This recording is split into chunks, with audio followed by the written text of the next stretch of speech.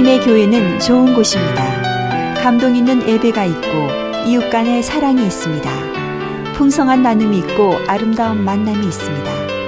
하나님이 주신 사명이 있는 곳, 성령의 권능이 함께하는 곳, 방황하는 영혼들의 구원의 방주가 되기 위해 믿음과 말씀 안에서 오늘도 빛과 소금의 역할을 다하고 있습니다. 가까운 교회에 나가셔서 예수님을 만나보세요. 꿈과 소망이 있는 밴쿠버 중앙장로교회.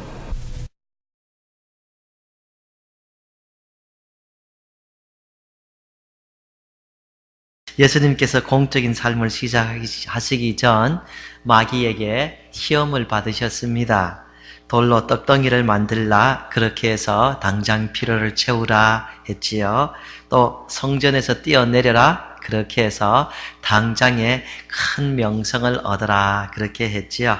그 다음에 마지막으로 세상을 다 줄 테니 마귀에게 절을 해라, 이렇게 했습니다.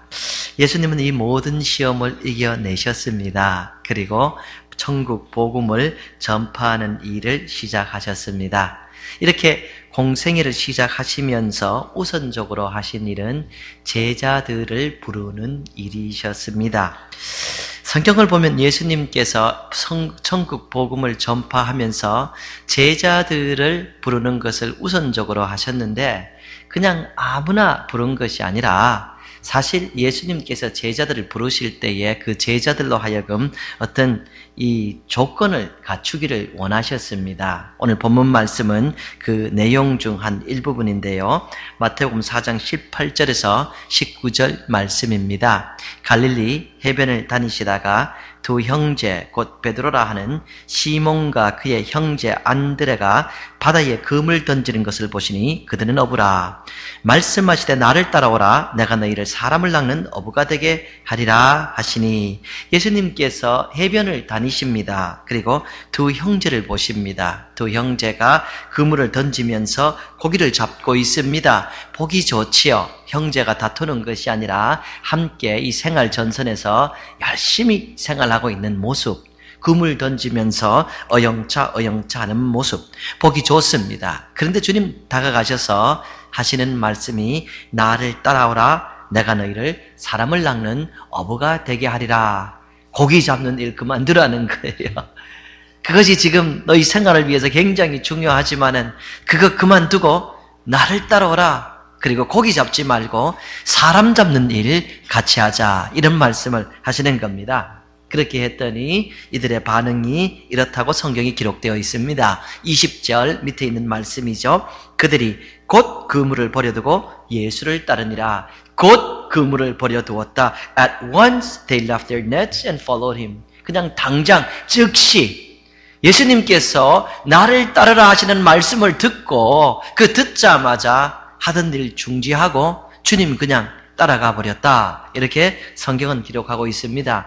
이 두 사람을 데리고 예수님께서는 갈릴리 바닷가를 조금 더 거니셨습니다. 조금 더 가시다 보니까 두 형제가 있는데 야고보와 요한입니다. 이번엔 이 형제들이 아버지와 함께 그물을 깁고 있었습니다. 이 또한 얼마나 보기 좋았을까요? 아버님 모시고 두 형제가 함께 생활 전선에서 열심히 일을 하고 있습니다. 아름다운 모습이었을 겁니다. 그 모습을 보면서 주님이 또 같은 말씀을 하십니다. 나를 따르라. 내가 너희로 사람을 낚는 어부가 되게 하리라. 이러한 예수님의 부름을 받고 이 두 사람이 이렇게 반응합니다. 본문 말씀 22절입니다. 그들이 곧 배와 아버지를 버려두고 예수를 따르니라. 곧 배와 아버지를 버려두고 immediately they left the boat and their father and followed him. 즉시 즉각적으로 immediately 바로 곧 예수 그리스도를 따랐다. 이렇게 합니다. 이 금을 거기에 두고 잡은 고기 거기에 두고 배 거기에 두고 이번에는 아버지까지 거기에 두고 즉각적으로 예수 그리스도를 따라간 그런 모습을 볼 수가 있습니다. 예수님께서 부르실 때에 망설임 없이 주님을 따라간 이 모습, 사랑하는 성도님들, 오늘도 하나님께서 이 세상을 살피십니다. 감찰하십니다. 그리고 부르십니다. 그 부름을 우리의 마음에서 느낄 수가 있는 것이죠. 그러한 부르심이 여러분 가슴 속에 느껴질 때에 이 제자들처럼 주저함 없이 따라가게 되기를 예수 그리스도의 이름으로 부탁을 드리겠습니다. 주님 오늘 부르심을 우리가 알아야 됩니다. 그런데 때로는 사실 곧바로 따라가지 못하는 우리 스스로를 발견하게 됩니다. 사실은 전에 주님 원하시면 제가 어디든지 따라가겠습니다. 이런 결심도 몇 번 했습니다. 나는 주님 원하시면 어디든지 가겠습니다. 그 길이 쉽고 어렵고 상관없이 주님 원하시면 제가 가겠습니다.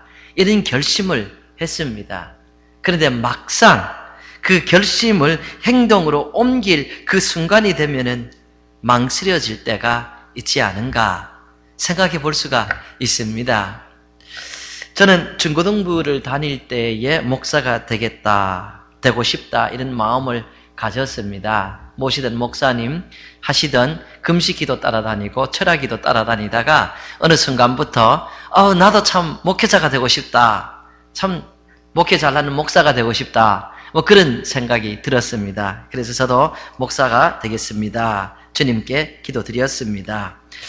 당시에는 제가 어려서 그런지 주님 가신 길이라 그러면 제가 가시밭길로 가겠습니다. 아무리 어려워도 제가 십자가 길이라도 제가 가겠습니다. 어렸던 것 같습니다. 그런 기도 많이 드렸습니다. 좀 성장하고 나니까 제가 좀 약아져서 그런지 그런 기도 안 하더라고요. 요즘도 저는 가시밭길 가겠습니다. 이런 기도 잘 안 합니다. 근데 당시에는 뜨거운 마음을 가지고 주님 제가 가시밭길이라도 가겠습니다. 돌짝발길이라도 가겠습니다. 이런 기도 많이 했습니다. 근데 대학을 졸업하기 6개월 전에 제 마음에 망설임이 많았습니다. 막상 이제 대학을 졸업하고 신학교를 가려고 하니까 왜 그렇게 망설여지는지요. 솔직히 돈을 벌고 싶었습니다. 돈을 얼마나 많이 벌고 싶었는지 이 주위에 보니까 목회하는 목사님들이 재정 문제 때문에 늘 이렇게 고생하고 힘들어하는 것을 봐서 제 나름대로 생각하기를 난 좀 돈 좀 벌고 가고 싶다 그런 생각을 강력하게 했었습니다. 사실 대학을 졸업하고 사회생활에 뛰어들더라도 막상 크게 돈 벌 수 있는 방법 보이지 않았습니다. 그런 거 전혀 보이지 않고 돈을 크게 벌겠다, 이렇게 하면 돈을 크게 벌겠다 이런 계획도 전혀 없으면서도 왜 그렇게 망설여지는지 신학교 가는 것이 망설여지는 그런 시기를 보냈습니다. 여러분들 한때 주님을 따르겠다는 결심을 했다고 하더라도 사실 많은 분들이 당장의 필요가 느껴질 때에 주님 원하시는 그 삶을 따라가기가 망설여질 때가 있습니다. 내 마음은 전적으로 주님을 향하고 있습니다.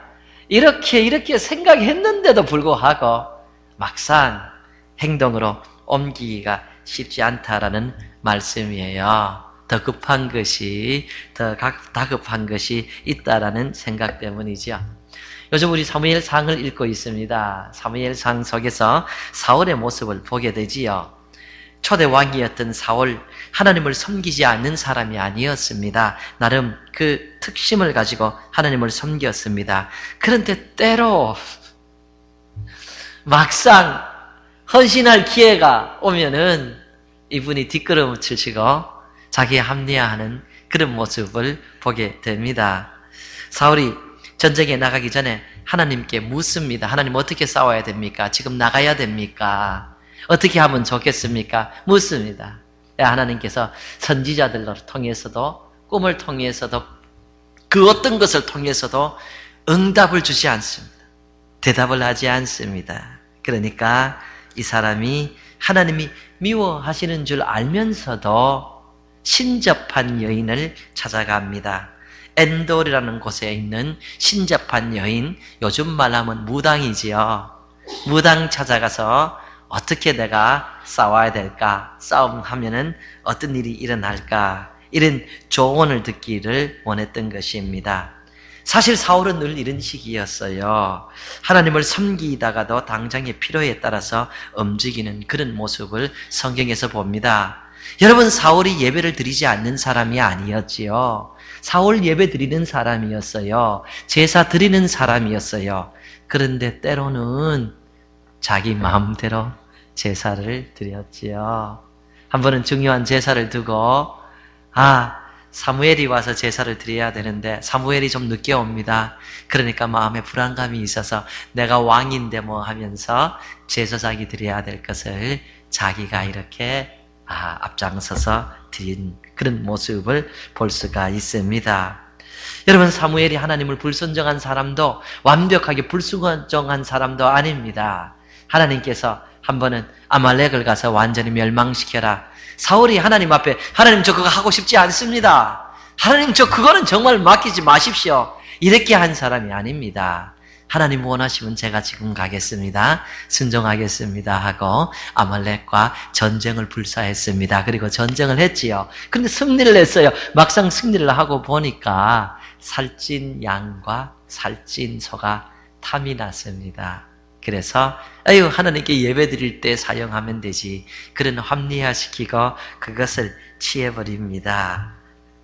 정말로 주님 앞에 순종하며 기도하며 예배드리며 살겠다고 다짐했던 사울인데 막상 그것을 행동으로 옮길 그 결정의 시간이 왔을 때는 망설이고 자기 좋을 대로 생각하고 자기의 유익을 쫓아가는 그런 모습을 보게 되는 것이 있지요.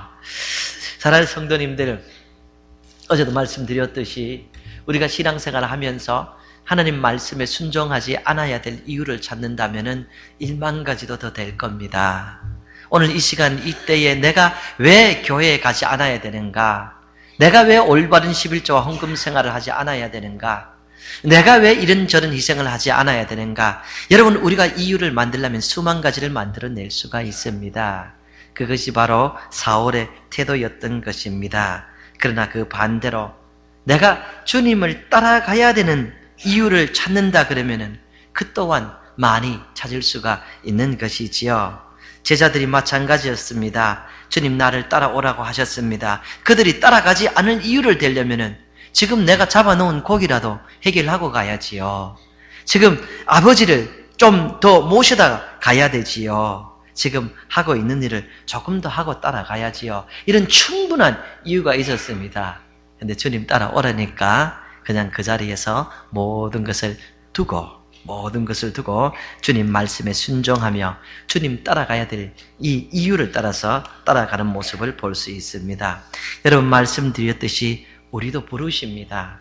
사실 주님이 그냥 부르시는 것이 아니라 일하라고 부르십니다. 오늘 내가 이래서 너가 필요하다. 오늘 내가 이래서 너도 필요하다. 너가 이 일을 하기를 원한다. 부르십니다. 여러분, 만사를 제쳐놓고 나가 주님을 따르겠습니다 하는 그런 헌신이 있게 되기를 부탁을 드리겠습니다. 그게 복된 삶입니다.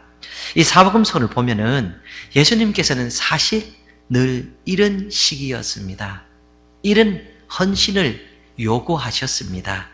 누가복음 9장 23절입니다. 또 무리에게 이르시되 아무든지 나를 따라오려거든 자기를 부인하고 날마다 제 십자가를 지고 나를 따를 것이니라. 너희가 나를 따르려니? 나를 따르려는 사람들은 먼저 자기를 부인해야 된다. 그리고 날마다 십자가 지고 따라와야 된다. 이런 말씀을 하시는 겁니다. 나를 따르려니? 그러면 출세길이 훤하다 이러면 좋겠는데 사실 사복음서를 보면 주님이 그렇게 말씀하지 않습니다. 주님은 나를 따르려는 사람들은 희생할 각오가 되어 있어야 된다 이런 말씀을 하시죠. 자기 부인하라. 이게 무슨 말입니까? 자기가 죽었다는 말이에요. 자기가 죽었다. 나는 존재하지 않는다. 이런 말이지요. 누가 와서 나를 모욕합니다. 그러니까 기분이 얼마나 나쁩니까? 그런데 주님은 나를 따르려면은 자기를 부인해야 되기 때문에 부인하라고 말씀하셨기 때문에 내 기분 나쁜 것을 내세울 수가 없어요. 그것은 부인해야 되기 때문이에요. 그것은 부인하고 오히려 주님의 사랑을 앞세워서 주의 사랑으로 나를 모욕하는 사람도 품어줘야 된다. 이것이 주님의 가르침입니다. 나를 따르려느냐? 너 자신을 부인해라 이렇게 말씀하십니다. 자기 십자가를 지라고 하는 겁니다. 물론 예수님의 십자가, 그리고 신다니엘 목사의 십자가, 이런 십자가가 아니라 자기 개인에게 딸린 십자가가 있다는 것이에요. 주님이 우리를 부르실 때는 우리 모두에게 맞는 십자가를 하나씩 준다는 말씀이에요. 그걸 져야 된다는 거예요. 여러분, 십자가가 뭡니까? 십자가는 희생의 상징 아닙니까? 어디까지 희생인가? 예수 그리스도께서 목숨을 내놓을 때까지 희생하신 것이, 그것이 바로 십자가 상징하는 겁니다. 그러니까 예수를 따르려느냐? 너는 희생할 각오를 가지고, 그것도 내 목숨을 너 자신을 내어놓을 희생할 가치를 가지고, 이 자세를 가지고 따라오라, 이렇게 말씀하십니다. 갈릴리 바닷가를 거니시다가 예수님께서 베드로, 안드레, 요한, 야고보를 보시고 나를 따르라 하셨을 때는 바로 이런 내용이 포함되었어요. 나를 따르라 하는데 이것저것 이유되지 말고 지금 즉시 너 자신을 부인할 각오를 가지고, 그리고 내게 주어진 십자가를 가지고 나를 따를 준비하고 따르라, 이렇게 말씀을 하신 것입니다. 주님은 성경을 보면은 주님 따르려는 사람들에게 이렇게 완벽한 헌신을 요구하십니다. 여러분, 이것이 주님이 우리를 위해서 하신 것을 보면은 이해가 되지 않는 것이 아닙니다. 여러분, 공자 선생님은 이 땅에 오셔서 많은 가르침을 남기고 가셨습니다. 그런데 주님은 가르침만 남긴 것이 아닙니다. 소크라테스 같은 사람도 가르침을 남기고 갔죠. 주님은 가르침만 남기고 가신 것이 아니에요. 주님은 인생을 이렇게 살아야 된다는 삶의 모범만 보이시고 가신 것도 아닙니다. 주님은 내가 너희를 위하여 내 목숨을 주노라 하고 십자가에서 목숨을 남기고 목숨을 주시고 가신 것이죠. 당신의 모든 것을 우리를 위하여 주시고 가신 거예요. 그래서 주님께서 우리를 부르실 때 나를 따르려니라, 너도 너 자신을 줄 각오를 하고 따라오라. 당연한 요구이시다 하는 말씀이죠. 오늘도 다시 말씀드립니다. 우리에게 주님을 따르는 데 있어서 나를 드리는 자세, 여러분, 이것이 있게 되기를 부탁을 드립니다. 쉬운 게 아닙니다. 쉬운 것이 아니에요. 그래서 이런 말을 들으면은, 성경을 보면은 많은 사람들이 주님을 떠나갔습니다. 남은 사람이 그렇게 많은 것이 아니지요.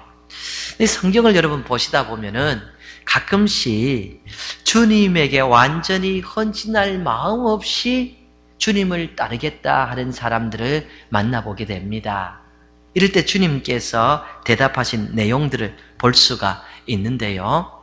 누가복음 9장 59절에 보면 예수님께서 어떤 사람에게 나를 따르라 이렇게 말씀하십니다. 여기에 있는 이 사람은 오늘 본문 말씀에 보신 베드로, 요한, 야고보, 안드레처럼 바로 따라가지 않습니다.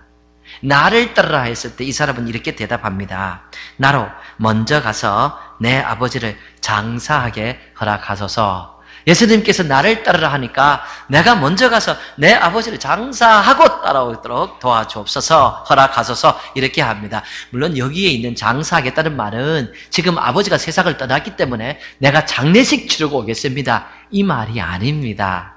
아버지가 알아 살아 계십니다. 이 사람 하는 말은 아버지 살아 계실 동안 내가 아버지 옆에 있다가 아버지 돌아가시면은 아버지 장례식 치러주고 그리고 주님 따라갈 테니까 그때까지만 좀 기다려 주십시오, 이렇게 이야기하는 겁니다.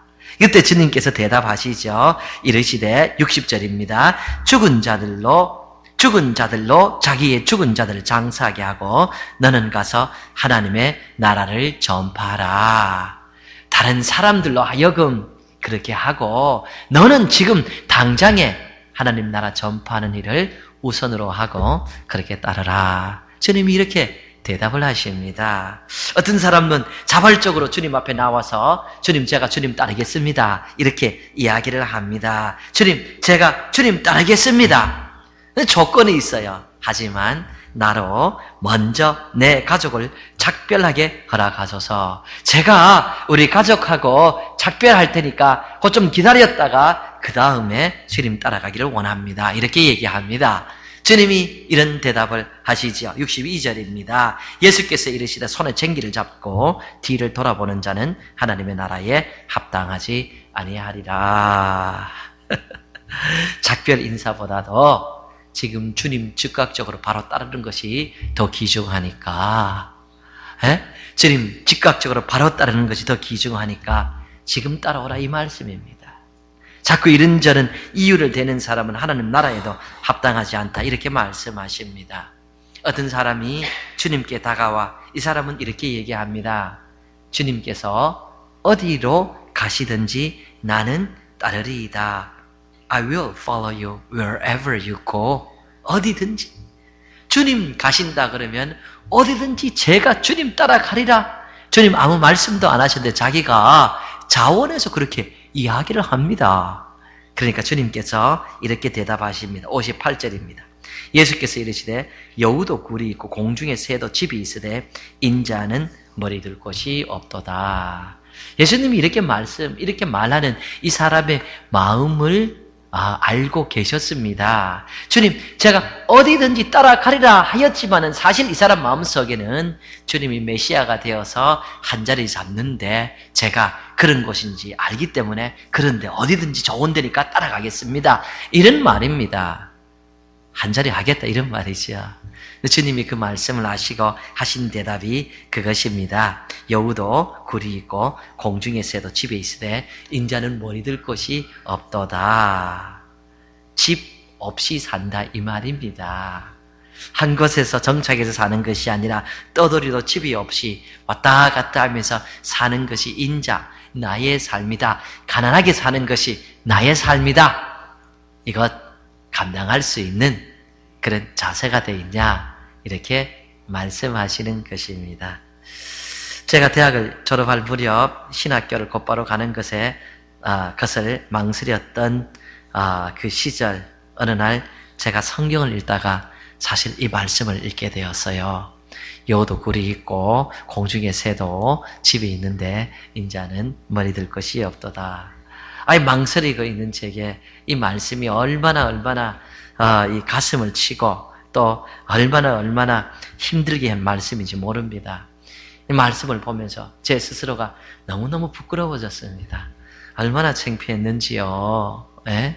주님 따르겠다고 그렇게 자신하던 사람이 이제 막상 신학교를 가야 되는데 겨우 생각하는 것이 돈 좀 더 벌고 가겠다 이런 생각을 하고 있는데 주님은 말씀하시기를 인자는 머리 들 것이 없이 살았다 그런 말씀을 하니까 너무 부끄러웠어요. 그래서 많이 울었습니다. 그리고 신학교를 바로 간 제 모습을 발견했습니다. 사랑하는 성도님들, 사실 근데 오늘 주님이 우리를 부르신다, 이건 정말 축복된 삶입니다. 이거보다 더 귀중한 삶이 없습니다. 주님은 우리의 인생을 지금부터 영원토록 아름답게 인도해 주시기 때문이지요. 여러분, 다시 말씀드립니다. 갈릴리 바닷가에 이 4명처럼 여러분 가슴에 너가 이래서 필요하다 저래서 필요하다 할 때는 즉각적으로 주님 제가 여기 있으니 저를 사용해 주옵소서, 이런 마음 가지시게 되기를 부탁을 드립니다. 주님이 다 희생만 요구하신 것 같지만은 성경을 조금 더 크게 보면은 주님이 이렇게 따라오는 사람에게 희생만 요구하신 것이 아니라 좋은 것을 주시겠다는 약속도 하시지요. 요한복음 14장 27절을 보면은 평안을 너희에게 끼치더니 곧 나의 평안을 너희에게 주노라. 내가 너희에게 주는 것은 세상이 주는 것과 같지 아니하니라.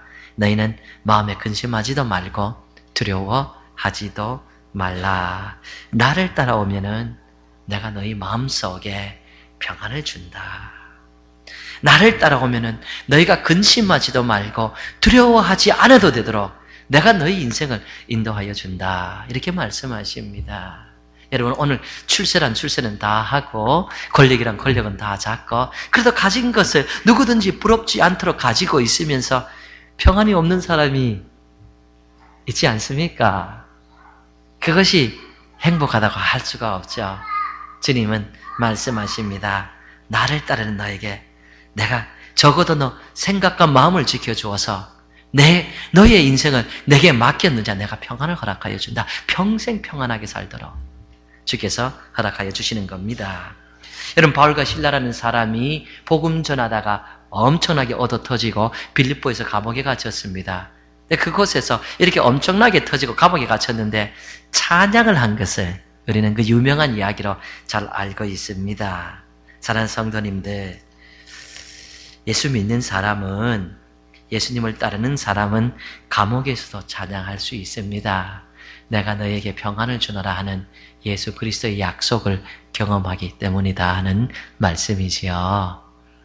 요한복음 10장 10절 말씀입니다. 도둑이 오는 것은 도적질하고 죽이고 멸망시키려는 것뿐이요, 내가 온 것은 양으로 생명을 얻게 하고 더 풍성히 얻게 하려는 것이라. 내가 온 것은 양으로 생명을 얻게 하고 더 풍성히 얻게 하려는 것이라. 내가 너희의 행복을 빼앗아서 너희로 비참한 인생을 걸어가게 하려고 내가 온 것이 아니라 너희 인생을 풍성하게 하기 위해서 왔다. 적어도 너가 인생을 내게 맡기고 나를 따르며 살았다면은 인생 마지막에 내가 선한 싸움 싸고 달려갈 길 달려가고 내가 믿음 지켰다, 뿌듯하게 풍성한 삶을 내가 살았다, 이렇게 얘기할 수는 있을 것이다 하고 주님께서 약속하시는 것이죠.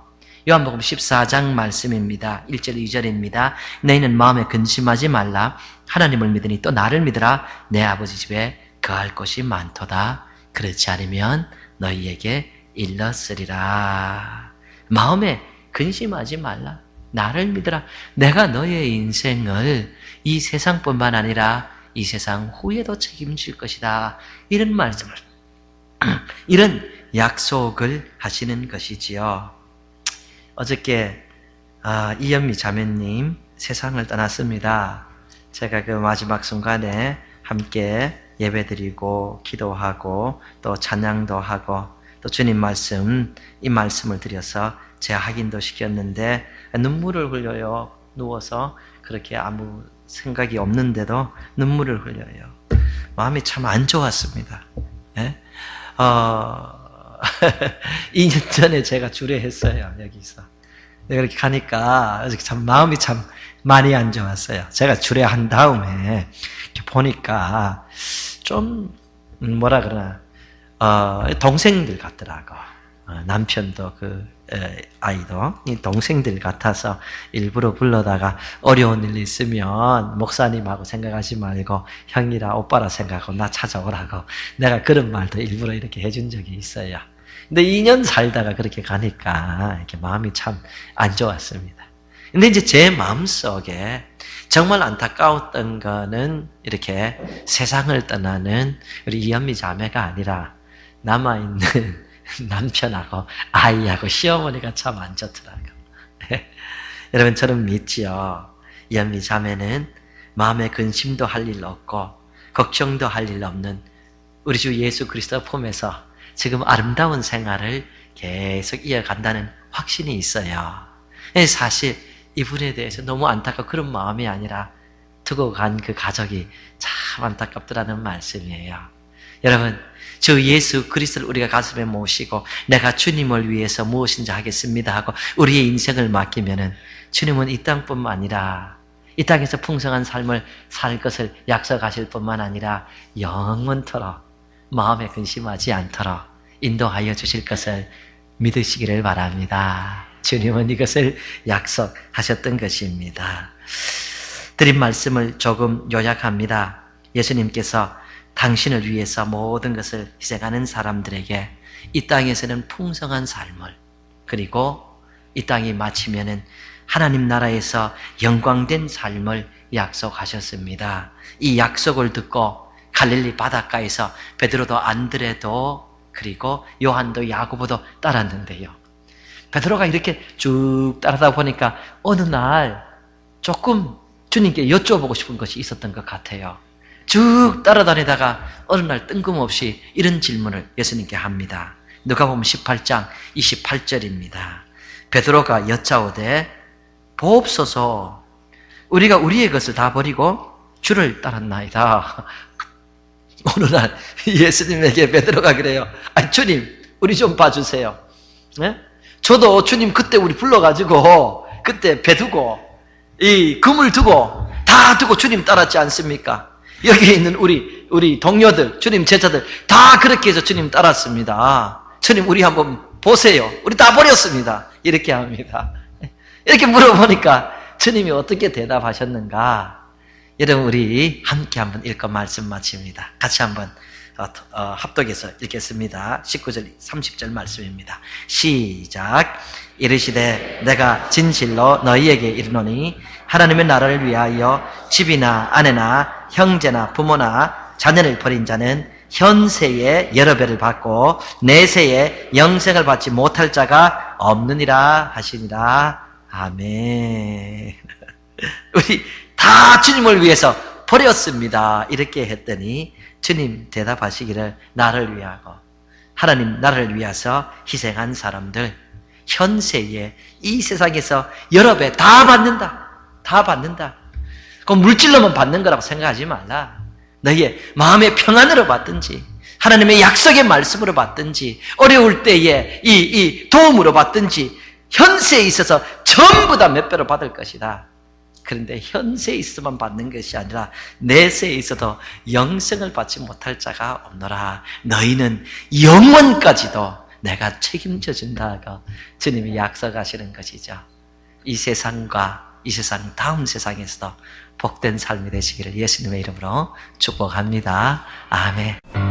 하나님의 교회는 좋은 곳입니다. 감동 있는 예배가 있고 이웃 간의 사랑이 있습니다. 풍성한 나눔이 있고 아름다운 만남이 있습니다.